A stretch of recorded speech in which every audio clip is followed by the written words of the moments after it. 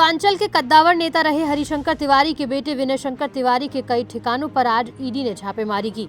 ये छापेमारी करोड़ों के बैंक लोन घोटाले के मामले में की गई। ईडी ने विनय शंकर तिवारी की कंपनी गंगोत्री इंटरप्राइजेस के लखनऊ, नोएडा, गोरखपुर, मुंबई और दिल्ली के लगभग 10 ठिकानों पर ताबड़तोड़ छापेमारी की। गोरखपुर में ईडी की टीम ने तिवारी हाता पर दोपहर 1 बजे तक सर्चिंग की। वहीं महाराजगंज में सपा नेता विनय शंकर तिवारी के रिश्तेदार दीपक पांडे के घर भी रेड हुई। ईडी के इस एक्शन पर संत कबीर नगर के पूर्व सांसद भीष्म शंकर तिवारी उर्फ कुशल तिवारी ने सरकार पर आरोप लगाते हुए कहा कि ये सब सरकार के इशारों पर हो रहा है और सरकार का ये रवैया बिल्कुल निंदनीय है। ये ईडी कार्रवाई मतलब तो सरकार का मतलब के हाथ में है। जब चाहे जब हमारे यहाँ 6 बजे लोग आ गए और 12 बजे आए, 12 बजे तक थे, सारा पूरा खंगाल डाले, एक कागज का टुकड़ा भी नहीं मिला।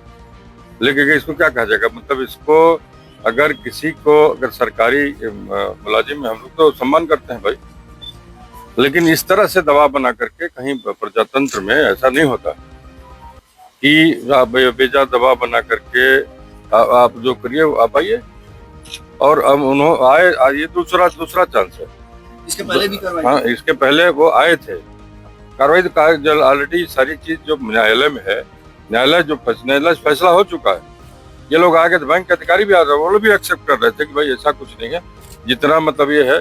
और ईडी का मतलब देखिए, सारे लोग जानते हैं कि इन्फोर्समेंट डायरेक्टरेट का जो वो होता है, अगर नाम सुन लेते हैं बड़े बड़े लोगों के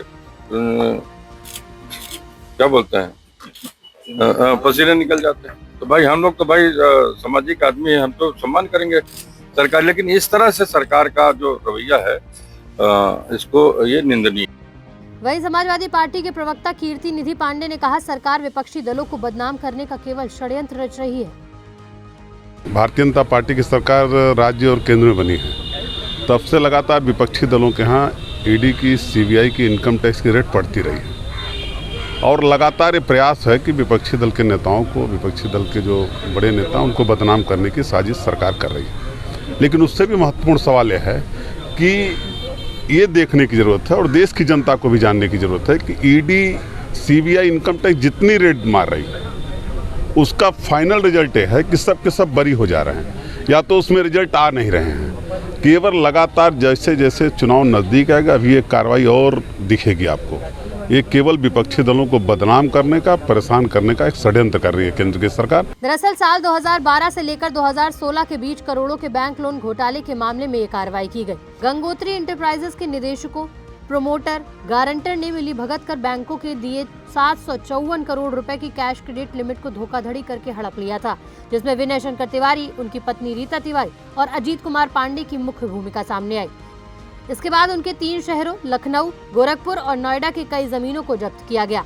बता दें कि बैंकों की शिकायत पर सीबीआई ने मामला दर्ज किया था। इसके आधार पर ईडी ने आज सपा नेता विनय शंकर तिवारी के घर पर एक बार फिर छापेमारी की।